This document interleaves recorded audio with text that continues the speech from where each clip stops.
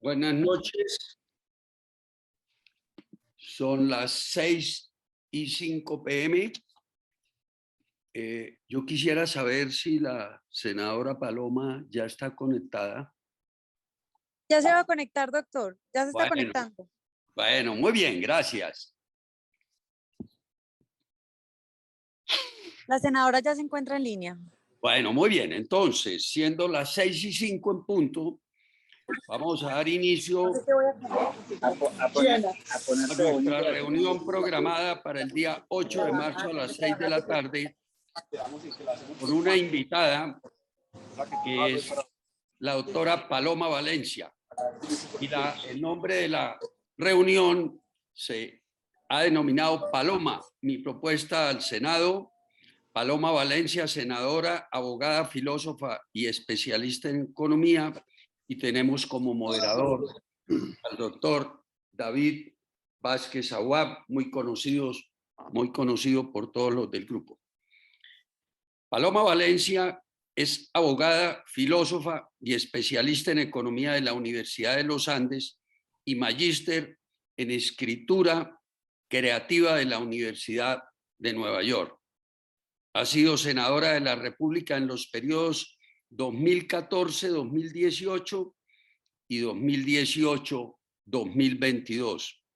Su trabajo legislativo lo ha enfocado en proyectos para reactivar la economía, reducir la pobreza, austeridad estatal, inversión social, medio ambiente y justicia. Ha sido una de las voces principales en contra del Acuerdo de La Habana. Fue abanderada de la campaña del no al plebiscito y de las causas más importantes del Partido Centro Democrático. ¿Qué logros ha tenido la senadora Paloma Valencia en el Senado? La ley de la panela. Con esto se rompe con el monopolio de alcoholes, permitiendo que trapiches de economía campesina elaboren licores artesanales. Crea el INVIMA artesanal y emprendedor para pequeños productores. Crea incentivos tributarios a empresas que endulcen sus productos con panela de trapiches de economía campesina. No me queda sino agradecerle a la doctora Paloma por habernos aceptado esta reunión hoy. Muy importante porque estamos a 5 días de las elecciones del nuevo Congreso. Creemos por ingenuidad que lo más importante es la elección del próximo presidente.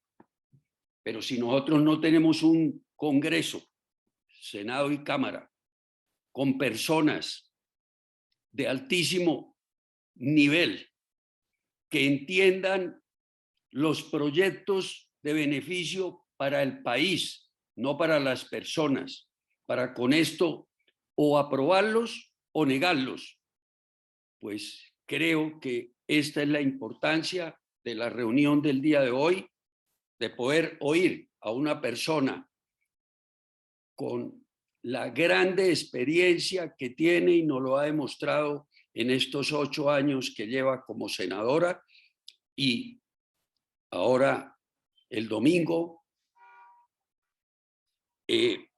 esperemos que quede nuevamente para el periodo 22-26.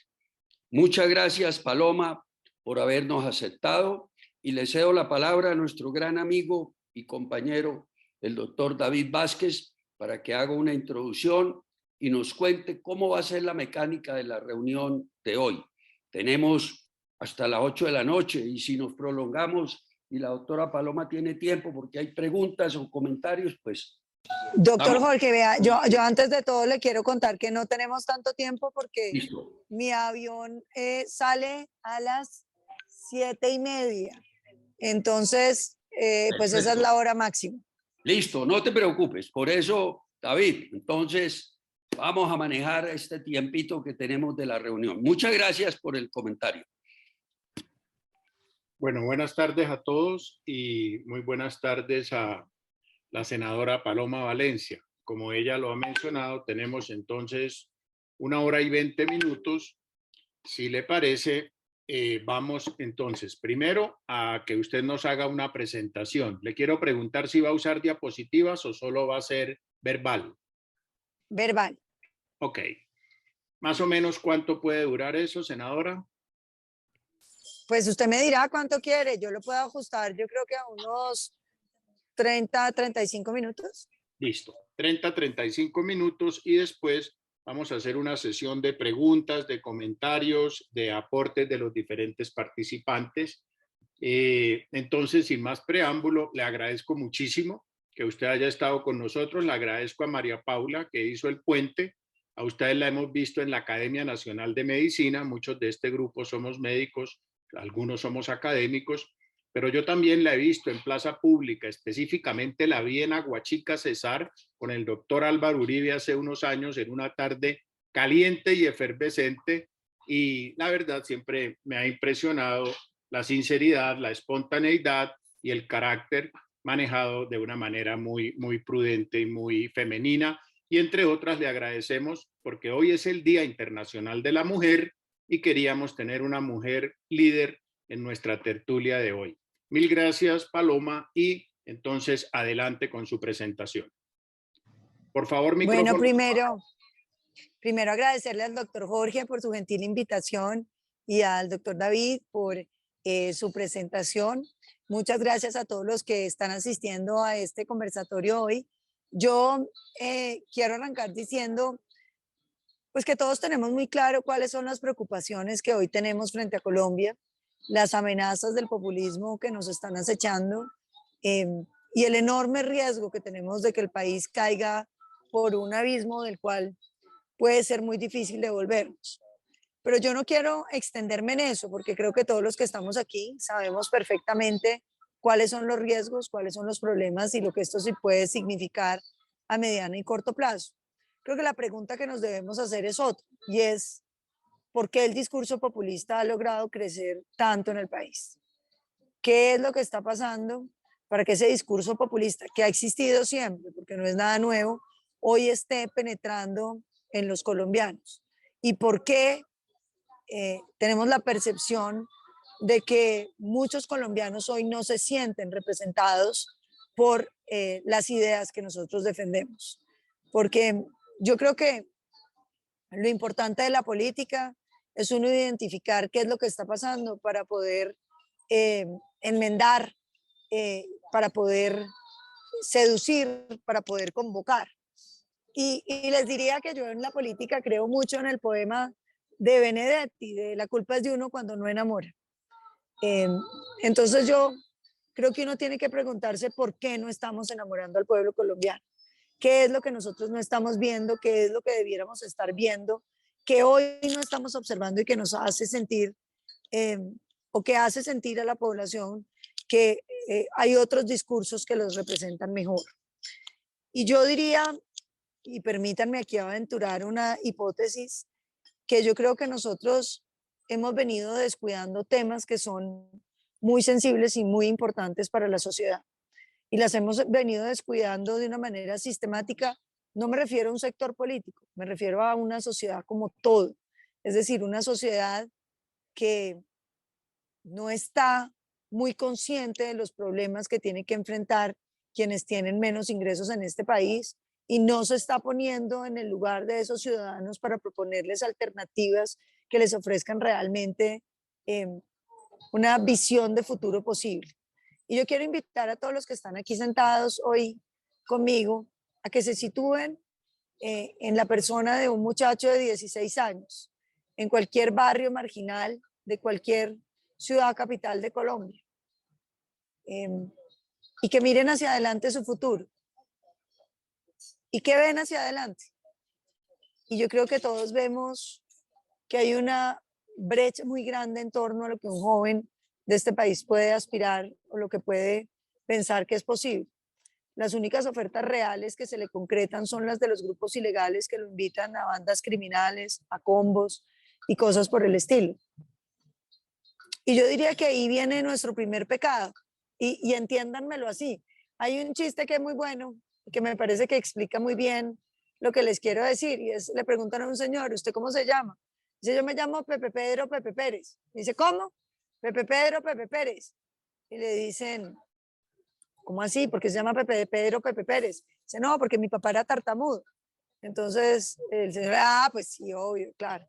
Dice, no, no, no, eso es solamente parte del problema. El otro problema es que el notario era un desgraciado.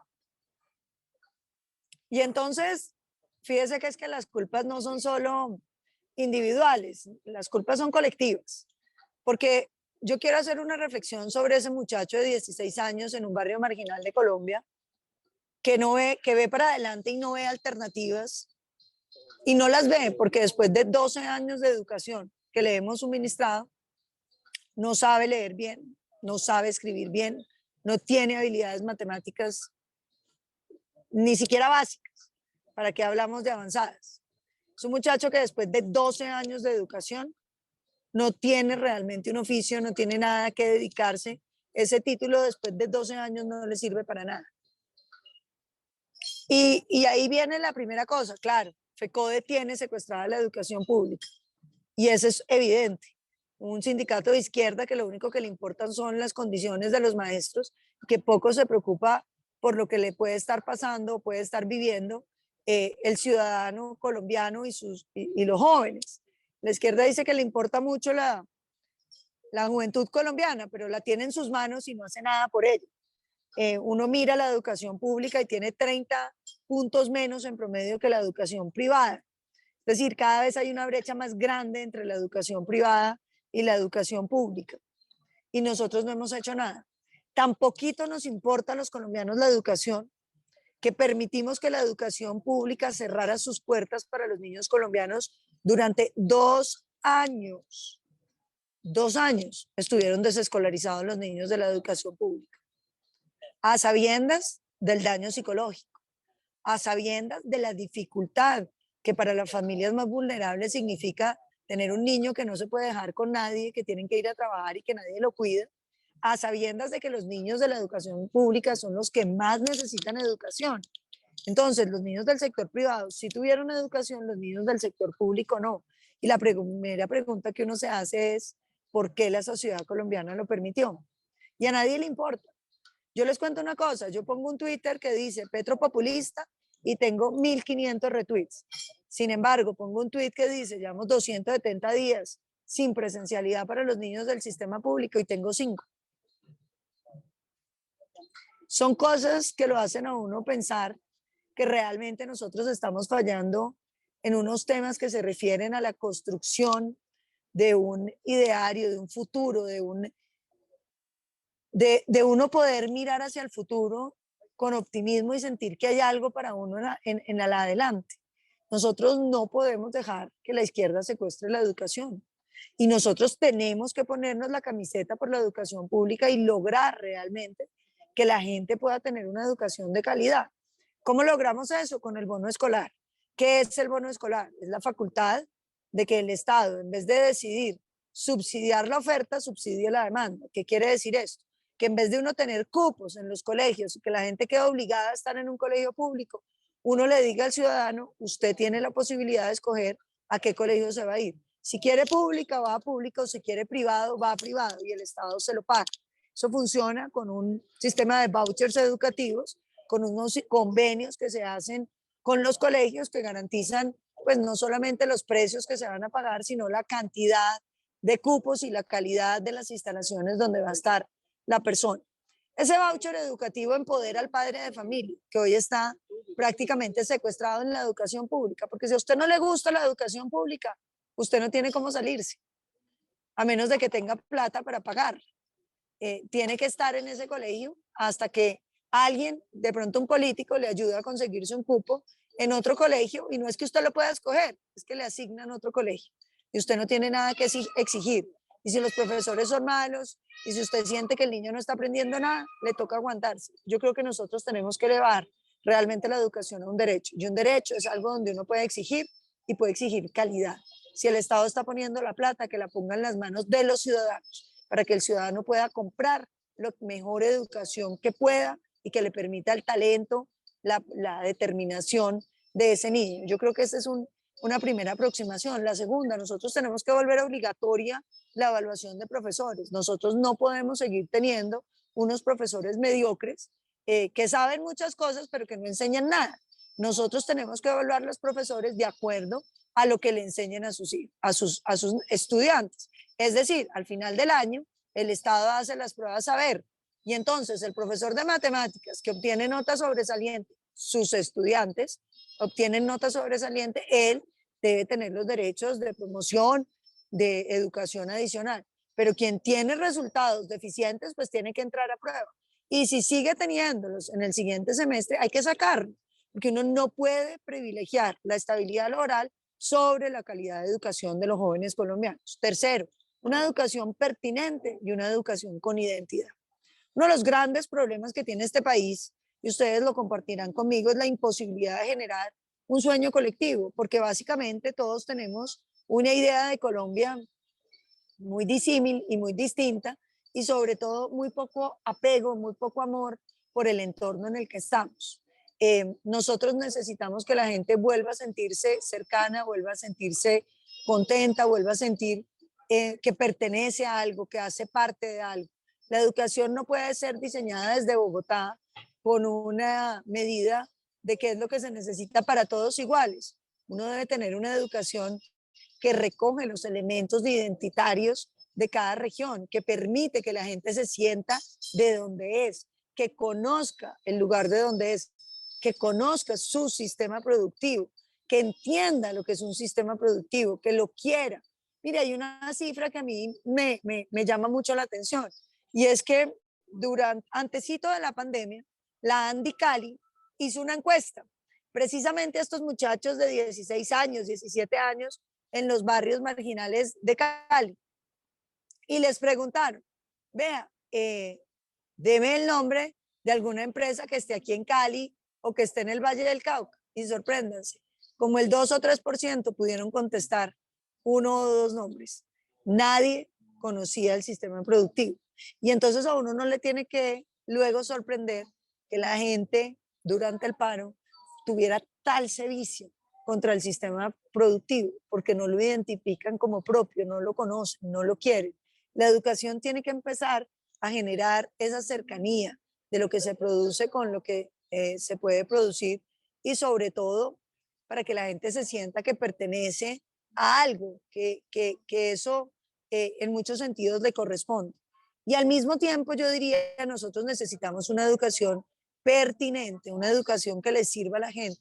Pues de 12 años no puede ser que usted se gradúe y le digan ahora sí aprenda a hacer algo. Uno debería poderse graduar sabiendo hacer algo. Uno debería después de 12 años tener algún tipo de oportunidad. Y hablo, por ejemplo, de la revolución de la automatización. Los colombianos no estamos haciendo nada frente a lo que significa la revolución de la automatización.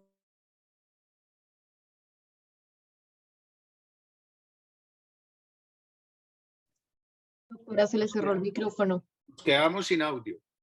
Perdón, debe estar coordinado por la inteligencia artificial, por la robótica, la programación de computadores. Los estudios dicen que los jóvenes que están hoy en el colegio van a tener trabajos que hoy no existen, todos relacionados con robótica, programación de computadores e inteligencia artificial.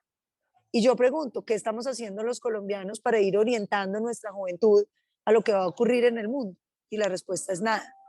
Hoy hay 55.000 cargos para programadores de computador que mínimo se ganarían 3 y 4 millones de pesos, y no los hay, porque no hemos hecho un esfuerzo por conectar el mundo, por conectarnos al mundo, por darle a nuestros jóvenes una educación pertinente. ¿Qué quiere decir pertinente? Basada en el sistema productivo. Educación que le sirva a la gente para que cuando se gradúe consiga empleo, para que tenga oportunidades, para que pueda ascender en la vida, para que no sea simplemente la historia de que usted se va a quedar ganando un salario mínimo de por vida, sino la oportunidad de que usted crezca, que pueda avanzar en la vida frente a las cosas que se pueden hacer. Y eso tiene que ver con que Colombia no ha decidido, por ejemplo, cuáles son los sectores que quisiera sacar adelante, porque uno tiene que lograr encadenar su educación con el sistema productivo y al mismo tiempo con la investigación. para que las universidades investiguen sobre el sistema productivo, generándole mejoras de productividad, generándole oportunidades al sector productivo de salir adelante y unas políticas públicas encadenadas. Pero vayamos más allá. Un joven colombiano debiera salir con fundamentos de contabilidad, de hacer un plan de negocios, de saber qué es un negocio. Porque la gran mayoría de los colombianos lo que quiere es ser emprendedor. Mire, es impresionante, porque tal vez si a uno le dijeran, es que los colombianos todos lo que quieren es que les consigan un trabajo, yo les diría qué enorme dificultad, porque de dónde vamos a sacar empresas para poner a trabajar a todos los colombianos. Pues resulta que los colombianos lo que quieren es ser emprendedores. Y sin embargo, nosotros no tenemos política pública para los emprendedores. Les voy a dar unas cifras para que ustedes se sorprendan. Ustedes, de cada 100 empleos que tiene Colombia, ¿cuántos creen que generan las empresas grandes? De cada 100, ¿cuántos? Alguien que se arriesgue con un número. Cuéntanos. ¿Cuánto le pone usted, doctor David? 40. 40. ¿Quién da más? ¿Quién da menos? No, Yo le pongo menos, 30. menos. Creo que estamos en 30.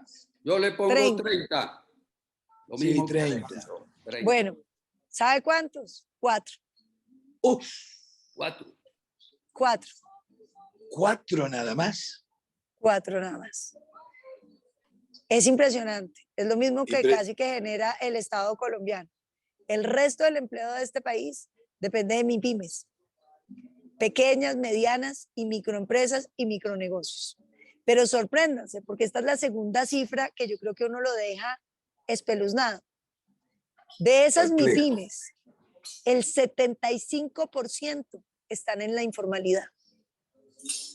El Se lo iba a decir. 75%. Sí, se lo iba a decir. Alejandro, ¿y usted sabe qué quiere decir estar en la informalidad?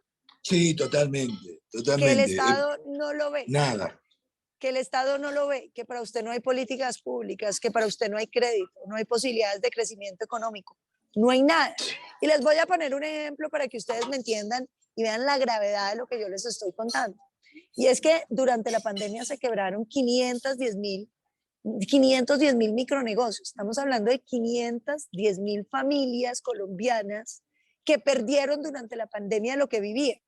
Entonces el doctor David me va a decir, Paloma, pero así como crearon ingreso solidario para ayudar a la gente que quedó en la pobreza, ¿por qué no le mandamos una platica a esas empresas chiquitas? A ver si las sacamos adelante, a ver si vuelven a organizarse, si podemos reiniciarlas. Doctor Alejandro, no podemos. No, total. Nadie Entiendo. nadie sabe quiénes son, nadie sabe dónde están, nadie No sabe tiene- a qué no- se dedican. No tienen un registro. Nada, Nada, no claro. sabemos nada de ellos, nada es nada. Un ni parche siquiera en saben- el ojo. Doctora, ni siquiera saben lo que facturan anualmente esas No, nada. MIPYMES. Nada, nadie sabe nada de ellos. Y eso significa que para ellos no hay programas, de ningún tipo, que ellos no pudieron aplicar al PAEF, que no tienen crédito, que viven del gota a gota, que están en la oscuridad. Pero, a eso sí, si por una rendijita el Estado lo llega a ver a usted, le cae con todo.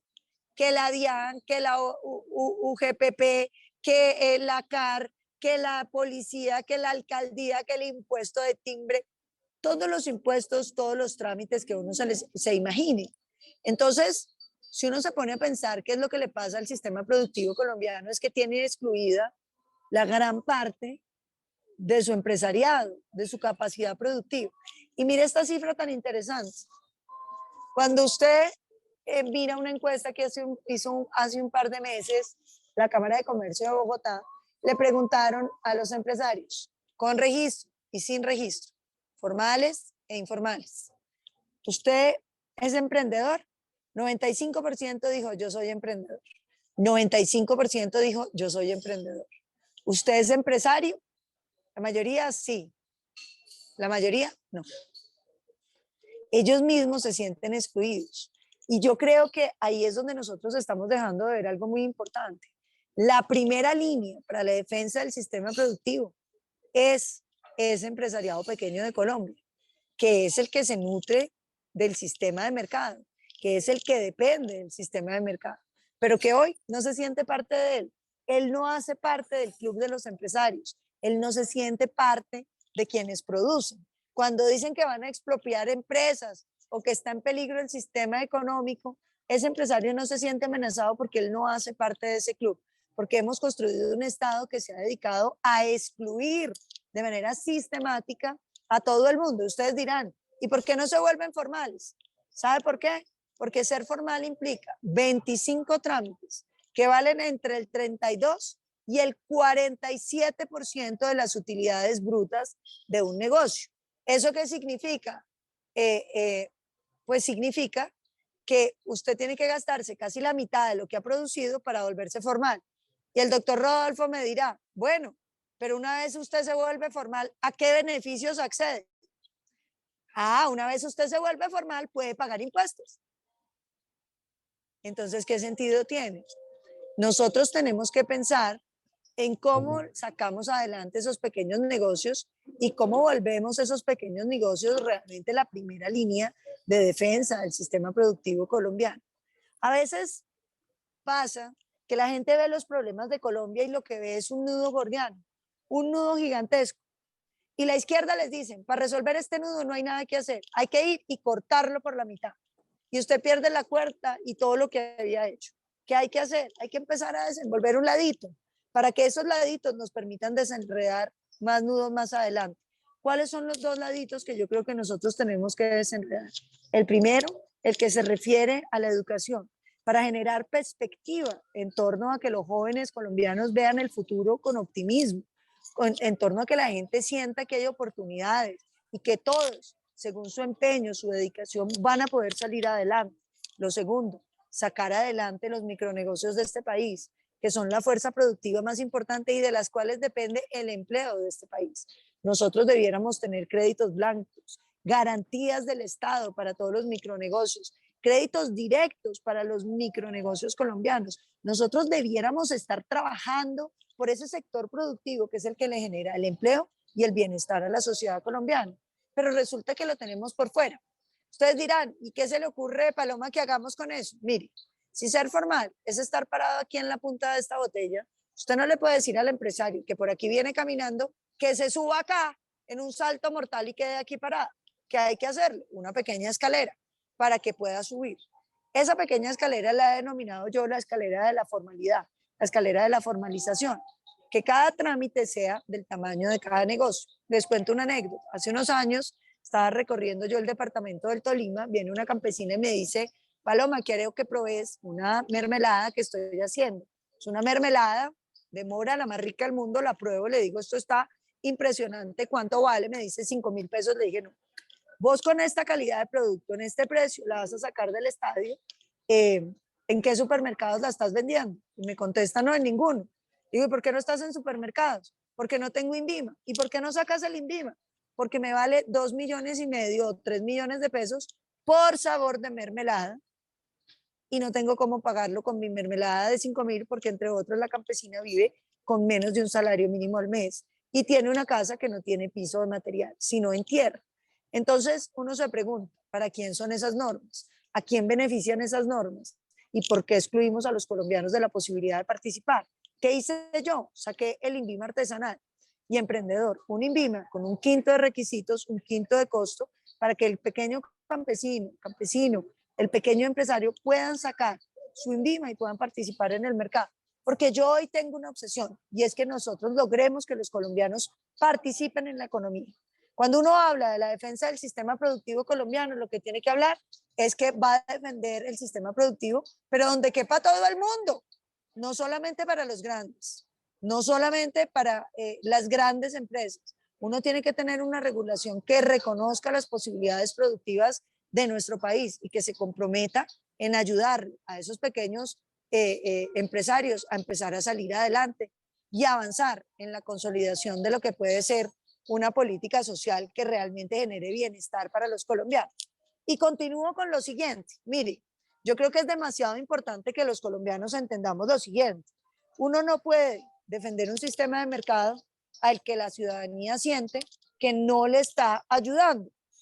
Y les pongo un ejemplo. Antes de la pandemia, año 2018, 2019, se quebraron el 10% de los tenderos de Colombia. El 10%. 22.000 tenderos. ¿Alguno de ustedes sabe qué fue lo que pasó?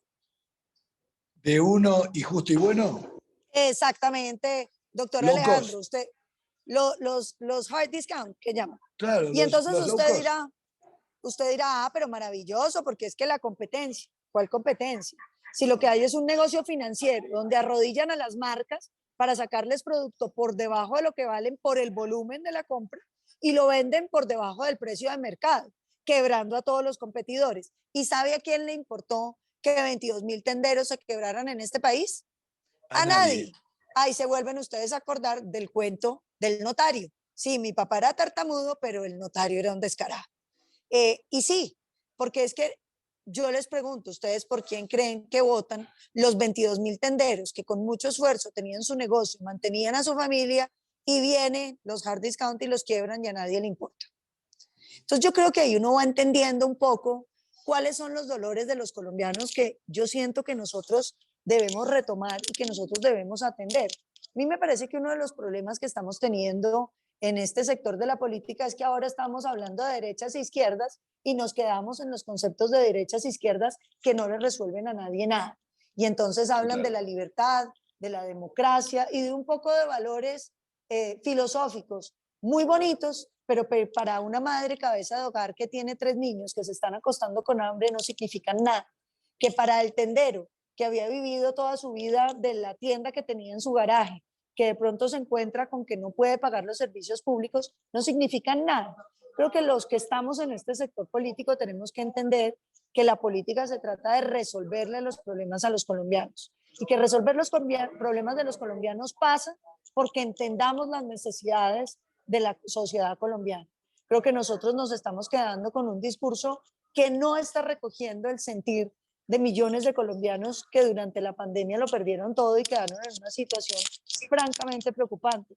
Es que mire, cuando uno ve las cifras de la pandemia y ve que en la pandemia llegamos a tener un 42% de pobreza, 7.400.000 colombianos en pobreza extrema, y además de eso llegamos a encontrarnos con que la política social de los últimos 14 años se borró de un día para otro, creo que los colombianos no estuvimos a tono con lo que significaba para el país y para esos ciudadanos lo que terminó pasando. Perdón que es que ya me toca irme moviendo hacia el aeropuerto, pero aquí vamos, espero que la señal me acompañe. Entonces, yo qué les quisiera decir, yo creo que este sector político tiene que volverse a poner la camiseta de lo social. Nosotros no podemos dejar que el discurso social nos lo quiten la izquierda con una demagogia mentirosa diciéndoles que todo en el país está mal, que aquí no se ha hecho nada, que todo está pésimo. Porque la realidad es que Colombia se ha avanzado. En 1994, 27% de los colombianos tenían salud. Hoy el 97% la tiene. Hace 20 años, el 60% de la población tenía educación. Hoy la tiene el 97% o 98%. Hemos ido avanzando y los han ido convenciendo de que todo está mal. Pero yo creo que hay unos temas que son sensibles, que si nosotros trabajáramos, si nosotros lográramos solucionar, seríamos capaces de producir un bienestar social que nos permita volver a enamorar a los colombianos y con ese amor poder empezar a avanzar en reformas estructurales del Estado, como la reforma a la justicia, que es la única manera de controlar la corrupción que tiene este país, es la única manera de regularizar el uso de la violencia por la propia mano y el combate del narcotráfico, que no lo estamos dando con unos falsos discursos de legalización que llevan a la gente a creer que el problema es de voluntad, como lo dicen ahora. Ahora todo es un problema de voluntad política. Lo que no se ha resuelto es porque no han querido. Lo que no se ha resuelto es porque es difícil de resolver, porque la política pública no es fácil, porque la política pública exige estudio, exige dedicación y exige una cosa que sí que nos cuesta a los colombianos, construir sobre lo que hemos construido. Yo dejaría así para poder empezar a oír sus preguntas y comentarios y poder contestar los temas que les interesen, nuevamente agradeciéndoles a todos su compañía y la oportunidad de conversar con ustedes en la tarde de hoy. Muchas gracias, Paloma. excelente la presentación y la capacidad para en ese entorno adverso que los que dictamos conferencias lo vemos moviéndose para allá, se subió al carro, etcétera, pudo hilar un discurso político coherente, oportuno, actualizado y muy útil en este momento, ya que estamos a 5 días de las elecciones a Congreso. Vamos a entrar a la parte de preguntas y comentarios. Yo les quiero pedir un favor muy especial a los participantes hoy. Es que sean puntuales, que sean preguntas concretas, puntuales, específicas, y me disculpan el término, y no echar un discurso. Vamos a escuchar a Paloma, y entonces le doy la palabra primero a Alejandro López. Alejandro, adelante. Cortito, tengo que hacer una introducción. Doctora Paloma, usted arrancó con algo muy concreto y muy claro. No estamos enamorando a la gente. Es verdad, no están enamorando a la gente. Uno desde la barrera ve como las decepciones que tiene la gente, después de muchísimos años de instancias, hoy está yéndose a las antípodas por algo distinto, porque si durante tantos años no creció la educación pública, no creció los emprendimientos, como dice usted, de la pequeña y de la mediana empresa, etcétera, etcétera, por todo lo atafagante que es una sociedad que demuestra que se olvidó de la gente. Mi pregunta clara y concreta es, ¿cómo cree usted que fuera de estas elecciones la gente va a volver a creer en ese enamoramiento? Usted mujer, usted cuando deja de querer es difícil, hay que saber el por qué deja de querer. Y si deja de querer, va a buscar las razones. Y en las primeras razones que tiene la sociedad colombiana es que no cree más en las políticas que se les están planteando. ¿Cómo hace usted para enamorarlos? Doctor Alejandro, me parece una gran pregunta. Yo creo que lo primero es que la gente tiene que darse cuenta que el discurso de que estamos en Alicia en el infierno no es cierto, porque yo creo que Colombia tiene muchos problemas, pero no es verdad que estemos peor que el vecindario. Cuando usted mira el vecindario, tiene que concluir que el vecindario le está yendo bastante peor que a los colombianos.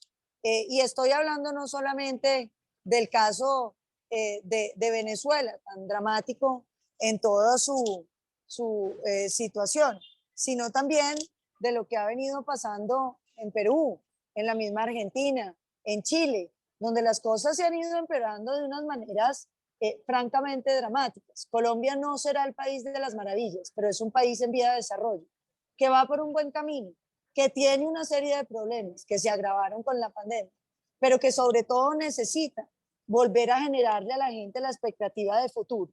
A mí, si usted me pregunta cómo se enamora la gente, haciéndoles ver que sí hay futuro. Y por eso yo escogí esos dos temas. No son casuales, son temas sobre los cuales usted es capaz de generar una perspectiva de futuro.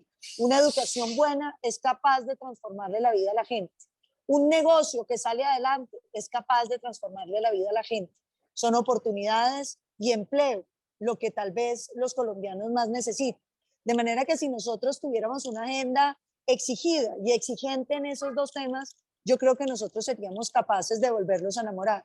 Pero necesitamos aplicarnos en esa tarea, porque lo que no puede pasar es que volvamos a ganar elecciones para que todo siga siendo un llevar la plana donde la gente no siente el beneficio individual. ¿Y por qué digo eso? Porque yo creo que los países se van mejorando. Y yo lo pensaba ayer con mi niño, que tiene 5 años, y yo la vi tan grande y dije, ¿en qué momento esta niña se me volvió tan grande? Si a mí me preguntan en qué momento creció, yo no me di cuenta. Yo sigo sintiendo que es la misma bebé que yo tuve, pero cuando la veo, pues evidentemente me doy cuenta del tamaño que tiene y de lo diferente que es a lo que estábamos pensando. Entonces, yo creo que ahí es donde tenemos un espacio. Hay que contarle a los colombianos que el país sí crece, pero hay que llevar un beneficio individual, que la gente sienta, que yo creo que pasa por poder tener su negocio y sacarlo adelante, y pasa por sentir que sus hijos tienen oportunidades reales de crecer en esta sociedad y de transformar la manera como vivieron sus papás, que usted no se va a tener que quedar toda la vida con un salario mínimo. Yo creo que ese es el punto que puede volver a enamorar a los colombianos. Muchas gracias, Paloma. José Luis, tiene la palabra. Muchas gracias, querido David. Senadora, un placer saludarla y qué grato que haya comenzado citando al maestro Benedetti. También recordemos que el maestro Benedetti es toda su obra en conjunto, y al hablar de la culpa es de uno cuando no enamora, y yo creo que también es la culpa es de uno cuando el electorado siente que ha sido traicionado, porque tantas veces les han dicho tantas cosas, como decía ahora Alejandro, y no les cumplen, que lo que sienten es una traición. Y recomponer una relación sobre la base de la traición es bastante complejo. Pero mi pregunta concreta, senadora, atendiendo a lo que pidió David, se habla, no sin razón, del populismo de uno de los extremos de la polarización, pero en segundo lugar en las encuestas, desde el mes de diciembre, tenemos a un candidato que continúa ahí, vamos a ver qué pasa de aquí en adelante, y podría darse la circunstancia, no estoy diciendo que esa vaya a ser, que ese candidato llegara a la segunda vuelta, y seguramente el establecimiento se va a voltear para apoyar a ese candidato, que es un populista autoritario, como el del otro extremo. Entonces, ¿ahí hablaremos también de populismo, o ya no será tan grave el populismo de ese eventual candidato si continúa como va en las encuestas hasta ahora? Muchas gracias, senadora. Yo diría que el populismo es populismo, no importa la afiliación a la que pertenece. Pero yo creo que hay dos diferencias entre los candidatos que explican la preferencia de uno sobre el otro. Y es que hay un populismo, ambos son populistas, pero hay uno que amenaza con no entregar el poder a los 4 años, con quedarse durante un periodo mucho más largo. Y ustedes dirán, ¿y por qué le parece eso, Paloma? Yo diría que hay varias señales de eso. Lo primero, no solamente el discurso populista, sino lo que ha venido sucediendo con el nuevo orden mundial. Lo que está pasando en Ucrania, donde uno ya empieza a sentir que los colombianos en general, si nos pasara algo así, estaríamos completamente solos, pero sobre todo que ya lo que está haciendo Rusia y China, que están detrás del régimen de Maduro que no cayó, pues genera una pregunta en torno a si en Colombia pues esos regímenes se pueden perpetuar. Lo segundo es que cuando Petro dice que él va a expropiar los fondos privados de pensiones, la gente dice, ay, nos va a robar la pensión. No, no es solamente robarnos las pensiones. Son 320 billones de pesos. 320 billones de pesos, con los cuales usted compra una constituyente y todas las que quieran. Perdón que me toca entrar el celular. Ya vuelvo a conectar.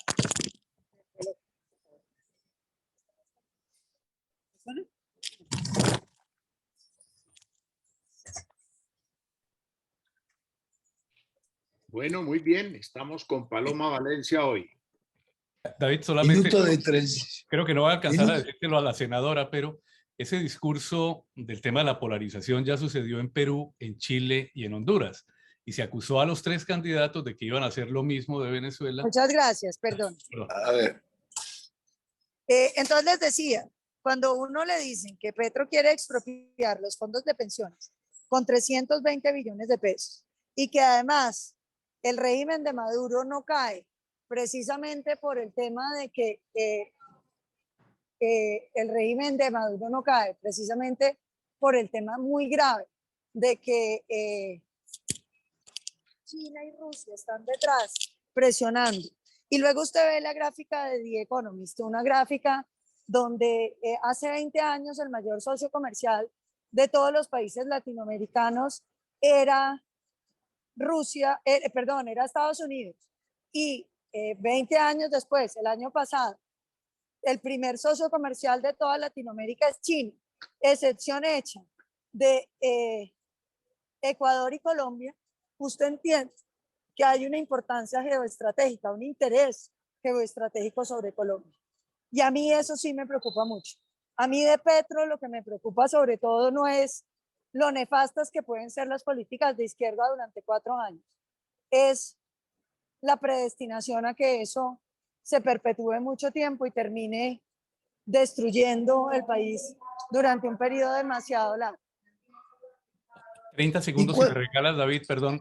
Senadora, en Perú, en Chile y en Honduras se dijo exactamente lo mismo. En el juego de la polarización, que quienes iban a ganar las elecciones iban a seguir el modelo venezolano.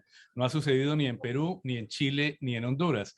Y en tercer lugar, y ojo que estoy completamente en contra de Maduro y de su dictadura, pero tenemos al gobierno de los Estados Unidos enviando altos representantes a hablar con Maduro. O sea que lo que usted dice del mundo de la geopolítica es cierto, pero hay que verlo en todo su contexto. Excusas. Pues lo de Perú todavía no es claro para dónde va. Lo que sí es cierto es que hay una situación sumamente grave en términos de la estabilidad socioeconómica del país. Creo que eso es innegable para cualquiera que mire lo que está pasando con la inversión extranjera y con las posibilidades de que podamos sacar adelante. Pero claro, esas son las apreciaciones políticas de cada quien. A mí lo que me da miedo de Petro es que yo no lo veo con ganas de entregar el poder. Yo siento que Petro viene para quedarse un periodo largo de tiempo. Perdón, senadora, ¿y qué Alejandro, diferencia tiene? Alejandro, perdóname, es que hay otras manos levantadas. Perdón, tiene razón. Discúlpame, qué pena contigo, Disculpa. Alejandro. Jorge Felipe creo que levantó la mano. Adelante, Jorge Felipe. Gracias David, gracias senadora por esa excelente presentación práctica donde se refirió a 2 puntos muy importantes, el de la educación y el de las microempresas. La pregunta que le tengo es muy práctica. Quiero que nos explique cómo siendo senadora nuevamente, va a lograr que en el Congreso, pues Senado y Cámara, saque adelante estos proyectos. Si fuera en la empresa privada es muy fácil, pero ¿cómo de una forma práctica quiero que nos cuente, va a lograr sacar estos proyectos donde hay una mano de politiqueros que muchas veces lo que les conviene no es estos proyectos grandes? Gracias. Gracias, doctor Jorge. Mire, yo le cuento una cosa. Yo, pese a tener posiciones muy rígidas y discutir mucho con los políticos y compartir su impresión de que hay mucho politiquero y mucha gente muy corrompida en ese Congreso, también siento que cuando uno trabaja las cosas, pues puede que no logre sacar muchas, pero sí saca algunas. Yo saqué la ley de la panela, saqué la ley de la panela que incluye el INVIMA artesanal, el INVIMA emprendedor.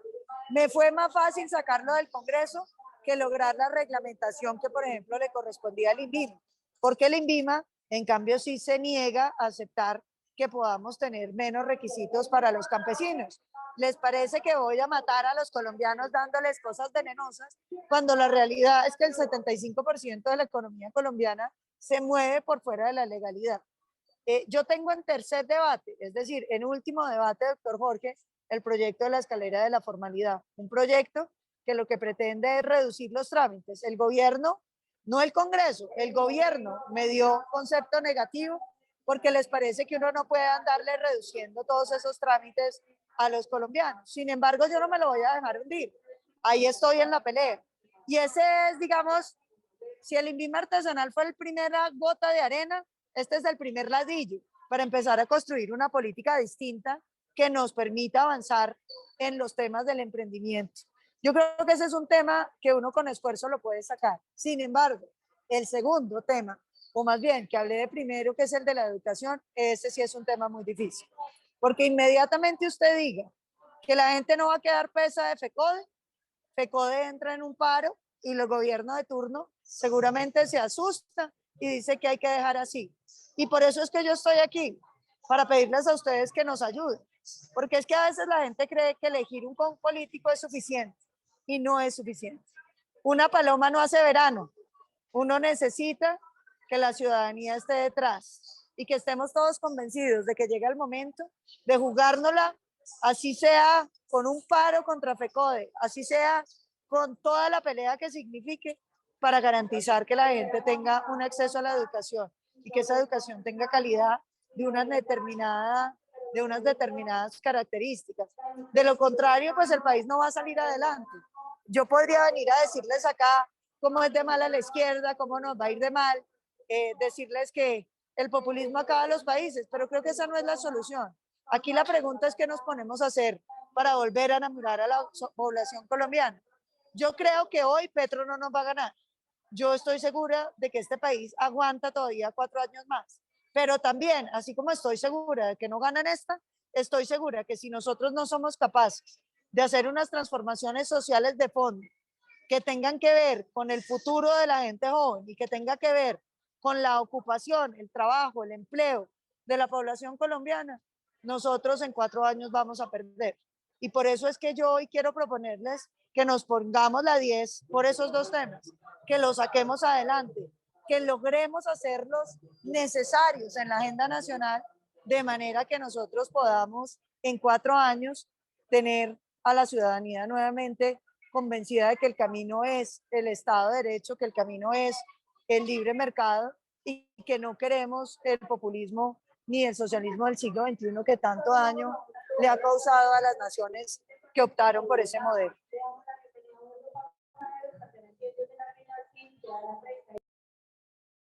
Muchas gracias, Paloma. Y hay muchas cosas que quisiéramos que usted nos contara, pero yo le parece que ya que nos la estamos jugando, yo le voy a ir diciendo personajes y usted me va diciendo lo primero que se le viene a la mente. ¿Le parece, Paloma? Hágale, doctor David. Yo soy muy mala para esas respuestas cortas, pero trataré de hacer lo mejor que pueda. Gracias. Lo primero que se le ocurra para hacer una perspectiva. Empecemos. César Gaviria. Hombre, un político de la política tradicional. Aída Merlano. La corrupción, la compra de votos, el desprestigio de la política. Timochenko. Criminales de lesa humanidad premiados. Juan Fernando Cristo. Hombre, politiquería y sectarismo. David Barguil. Inteligencia, en muchos sentidos desperdiciada en una política como, ¿qué se llamará? Una política, es decir, David Barguil podría ser un político de opinión si se lo propusiera. María Fernanda Valencia. Cabal. Ahí hice una mezcla, le pasa mucho. Estuvo bien, Paloma, estuvo bien. Alejandro Gaviria.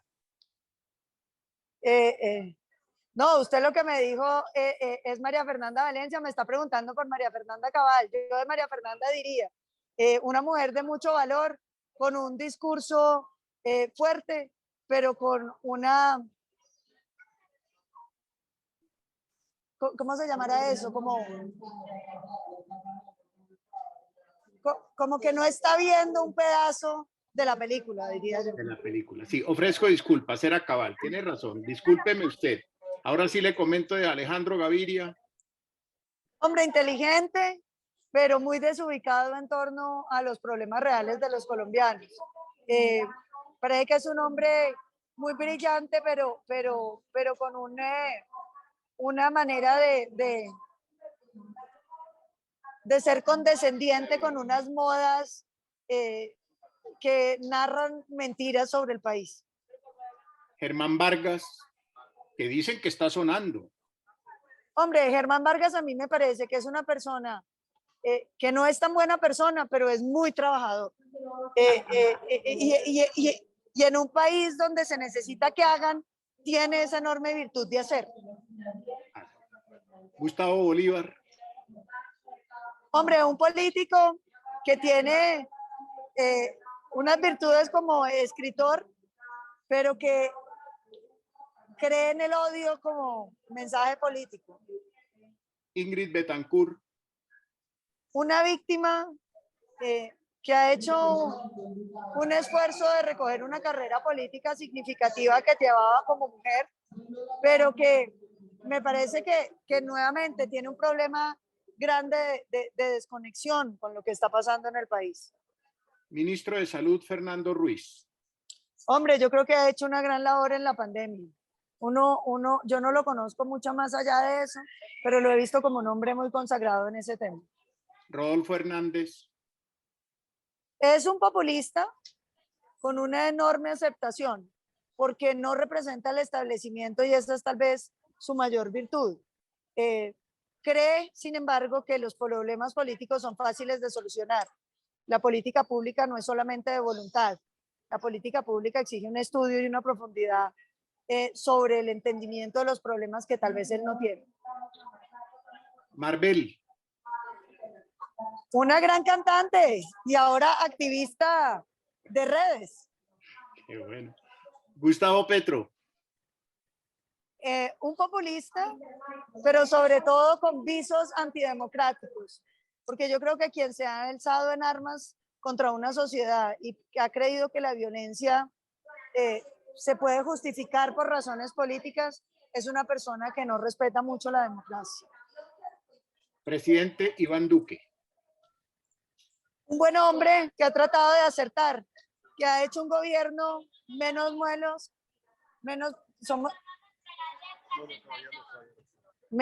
del que quisiéramos. Alejandro Char.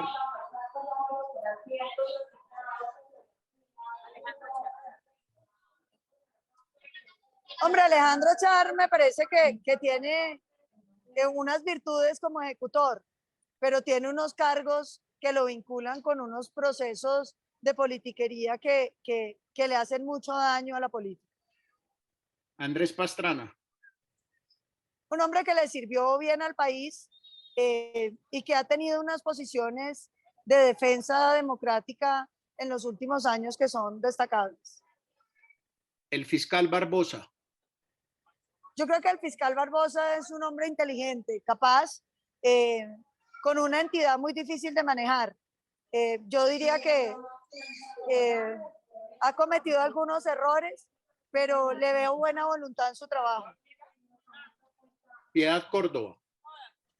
Hombre, una mujer que tiene una valía como mujer que es innegable, porque ha sido una líder elegida por muchos colombianos, pero que ha estado vinculada con lo peor que uno puede estar, que es el delito del secuestro, que ha estado vinculada con el terrorismo y que ha estado vinculada con el lavado de activos de un régimen que le robó la libertad a Venezuela. Putin. Pues a uno le dicen que es lo menos malo de lo que podría pasar en Rusia, pero es un hombre que no conoce el valor de la libertad, que desconoce la importancia de la autodeterminación de los pueblos y que entiende que el poderío atómico es una amenaza suficientemente grande para poder complacer los caprichos. Álvaro Uribe Vélez. Presidente Uribe para mí es un mentor. A mí el presidente Uribe me inspira muchas cosas buenas, porque yo del presidente Uribe lo que aprendí es que uno a través de la política sí puede cambiar el mundo. Yo lo quiero mucho, lo admiro mucho, pero sobre todo reconozco en él la capacidad de haber podido cambiar una Colombia que iba a fracasar por una Colombia que iba progresando.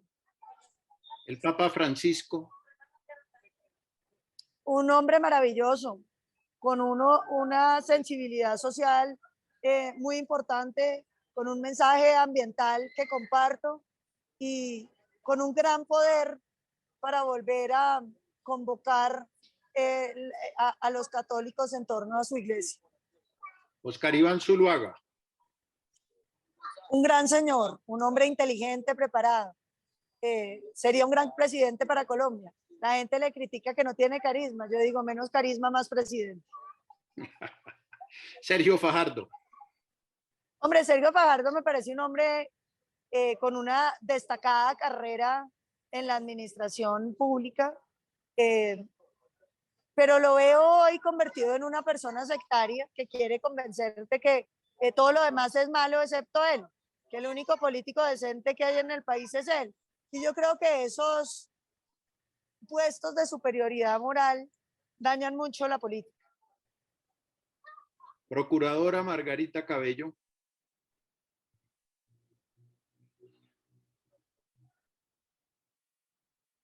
Aló, ¿me escuchó, Paloma? Ay, no te escuché. Procuradora Margarita Cabello. No la conozco mucho. Me preocupa el crecimiento burocrático de una entidad tan ineficiente en más de 1 billón de pesos. Lo voté negativamente, lo volvería a votar negativamente y me parece un gran error para Colombia. Maduro. Hombre, un dictador, un hombre que no tiene sentido sobre lo que el poder es para servir y no para servirse. A veces le parece a uno que Maduro se ha vuelto el administrador de un territorio que se le asigna a criminales, con una absoluta desconexión con su pueblo. Uno no puede entender una Venezuela con 96% de pobreza y 1/3 de la población desnutrida por hambre. Federico Gutiérrez. Un magnífico administrador, un hombre inteligente, capaz, que me parece que tiene grandes capacidades y que será seguramente un gran líder para el futuro de Colombia. Paloma, muchísimas gracias. No le quitamos más tiempo porque vemos que está en el ajetreo del viaje y queremos agradecerle de corazón que a pesar de las circunstancias se fajó usted una tremenda presentación, nos acompañó, nos hizo enamorar otra vez de esa manera de hacer política que ojalá viéramos en todos nuestros dirigentes. No sé si quiera usted decirnos las últimas palabras antes de las elecciones del domingo para luego cederle la palabra a nuestro director, el doctor Jorge Felipe Ramírez. Paloma, adelante. No, vea, yo primero agradecerles esta invitación. Para mí es un gran privilegio, un gran honor poder conversar con ustedes, contarles lo que estamos pensando. Creo que los políticos tenemos un gran problema de que algunos políticos han desprestigiado este oficio. Y entonces la gente le va cogiendo como mucha artera a la política y le parece que la política no sirve para nada. Pero yo aquí quiero decirles que yo creo que somos muchos los políticos que tratamos de hacer las cosas bien. Yo todos los días me levanto con el ánimo de trabajar por este país, por sacar adelante iniciativas que ayuden a solucionar algún problema de los colombianos. Yo creo que la política hoy no tiene que estar basada en grandes discursos, tiene que estar basada en la solución de los problemas, que son grandes también, pero que seguramente necesitan hacer más y decir menos. Yo quiero pedirles que me acompañen en esta elección. Yo soy una senadora de opinión. Yo no tengo cámaras en ninguna parte del país. Yo no tengo estructuras. Yo no estoy metida en el clientelismo ni en la politiquería. Yo necesito el voto del ciudadano que libremente decide votar por mí y que me acompaña en el domingo para poder volver al Congreso. Yo he sido una senadora que se ha puesto el 10, que ha trabajado por este país con honradez, con principios, con coherencia, con firmeza. Saqué la ley de la panela, logré el 5% de las regalías para el sector ambiental, logramos el 10% del impuesto de carbono para la protección de la Amazonia, soy coautora del Fuero Penal Militar, soy la autora del proyecto que crea salas especiales ante la JEP, he radicado 3 veces, yo creo que yo soy la única senadora que a título personal ha escrito una reforma a la justicia, que he radicado 3 veces, sobre la base de que este país necesita una justicia capaz de derrotar la corrupción, una justicia que nos permita solucionar los problemas, una justicia que tenga órganos de control que no estén aliados con la politiquería y la corrupción de los políticos, una justicia que tenga una sola corte para que podamos tener un precedente obligatorio que nos permita una justicia eficiente, rápida, más parecida a la tutela. Yo creo que yo he sido una senadora sobresaliente en mi trabajo, no solamente en las discusiones, sino también en la manera como he venido trabajando. Y les tengo que pedir, mirándolos a los ojos, que me apoyen, porque yo creo que yo he hecho las cosas bien y que desde el Congreso puedo hacer más cosas por los colombianos y en beneficio de todos. Estupendo. Muchas gracias. Gracias en nombre de los descendientes de paneleros de Santander que tuvimos Trapiche. Muchas gracias, así como lo vimos en la academia y en los pueblos. Y le cedemos la palabra al doctor Jorge Felipe Ramírez para que clausure la sesión. No sin Y si me permite, doctor David, decirles que yo soy el 10 del Centro Democrático. el 10, el de Pelé y el del pibe Valderrama. Muy bueno, muy Así bueno. es. Jorgito, adelante. Gracias. Gracias, David. No, pues agradecerle a la senadora Paloma por esta excelente presentación, muy clara, didáctica, concisa.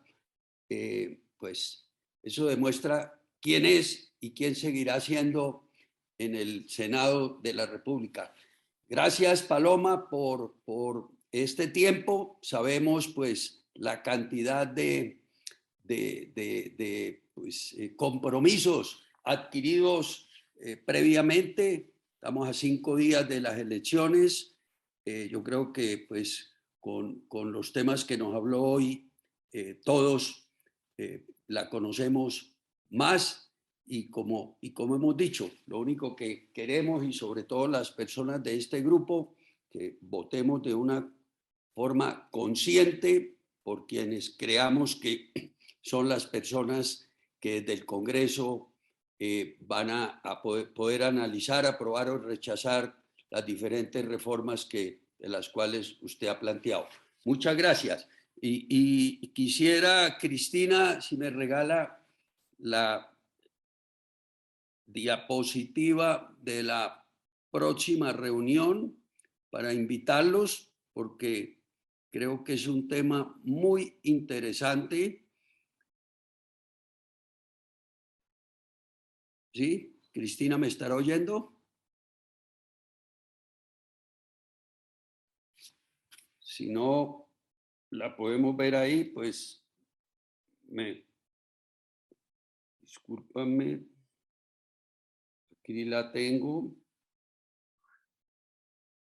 Es la siguiente, es para el martes 15 de marzo. Aquí creo que ya Cristina me la iba a colocar.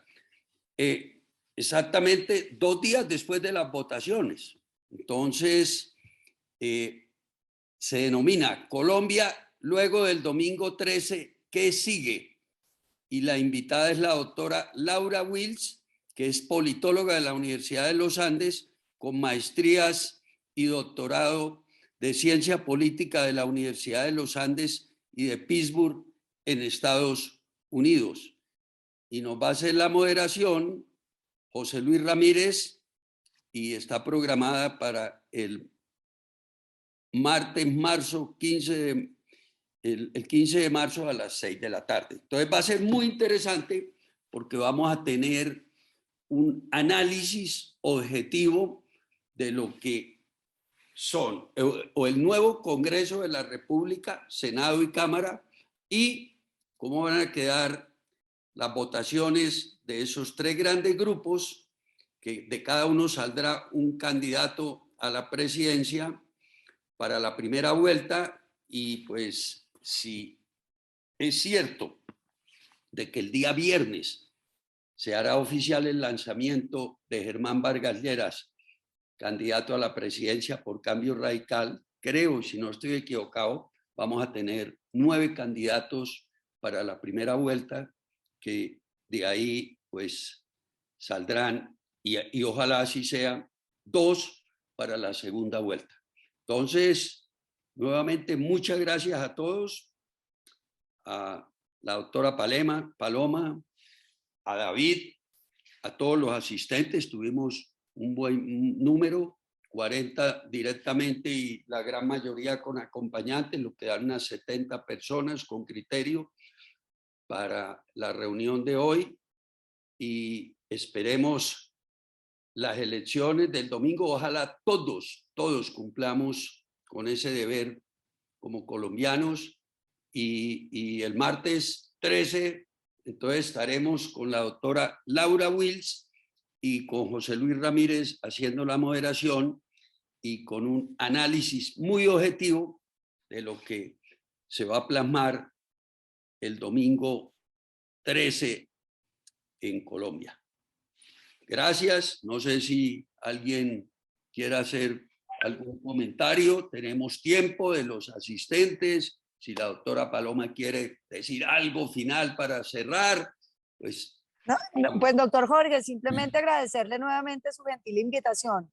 Para mí es un enorme privilegio y una gran oportunidad poder conversar con ustedes. Y espero que pasadas las elecciones podamos seguir conversando, porque yo creo que este país necesita no solamente buenos políticos, sino una sociedad interesada. Los grandes cambios sociales no se producen por los políticos, se producen cuando una sociedad decide tomar decisiones difíciles y avanzar en ese camino. Yo creo que eso es lo que conviene y lo que Colombia necesita. Ojalá este grupo tan significativo que ustedes tienen se convierta en jalonador de los cambios que Colombia necesita. Muchísimas, muchísimas gracias y una feliz noche. Gracias, Paloma. Este es un grupo Doctor Ramírez. polifacético. Raúl Grisales, ¿quieres hacer algún comentario? Claro, agradecerle mucho. Estos encuentros son maravillosos y escuchar nuevamente hoy a la doctora Paloma me emociona mucho la entereza de la doctora Paloma, el carácter, esa versatilidad en un detalle como el de ella, de atender esa entrevista desde donde arrancó y hasta donde está sentada en este momento, por Dios bendito. Eso solamente es de personas comprometidas y realmente con un carácter unido a los valores, que es lo que realmente forjan el presente y el futuro de una persona y de una profesional. Desearle un feliz viaje, doctora Paloma, no solamente en este viaje físico que emprende en este momento, sino en el viaje en que usted se encamina en el Senado de la República nuevamente y estamos seguros de su buena representación, doctora Paloma. Así es, con carácter. Muchas gracias. Muchas gracias por tus palabras. Con Me estimulan mucho. Paloma. Como siempre, mi admiración perenne. Doctora Paloma, adelante, adelante, y tenemos que hacer fuerza en el Congreso, realmente, en el Senado de la República y en la Cámara para estar vigilantes realmente del presente y el futuro de nuestro país. Gracias, doctor Ramírez, gracias, doctora Paloma, gracias, David, por este encuentro maravilloso. Gracias a María Paula también. Y a María Paula, sí, señor.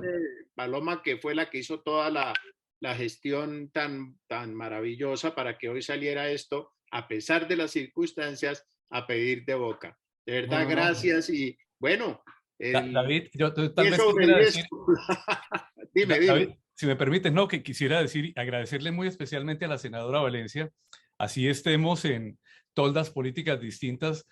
Senadora, a usted todo el mundo, tirios y troyanos, le reconocen inteligencia, capacidad, carácter, seriedad.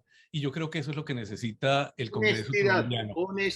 Honestidad. Y eso es lo que necesita el Congreso colombiano. Es decir, poder tener la madurez política en un país donde nos habíamos acostumbrado a resolver los problemas a punta de balas, a que se pueda hacer a través del diálogo, de disentir con respecto a las ideas, pero sobre todo reconocer en el contrario su inteligencia y su capacidad, y yo creo que en este caso usted lo ha demostrado, y yo quiero agradecerle muy especialmente su presentación de hoy, y muy especialmente lo que usted dijo, y es que tenemos que revisarnos internamente para saber qué es lo que nos está pasando en el país y por qué ese electorado nos es adverso en algunos momentos, y como usted lo está haciendo, replantearse su reingeniería y cambiar lo que antes llamábamos el discurso y ahora llaman la narrativa. Quiero agradecerle muy especialmente.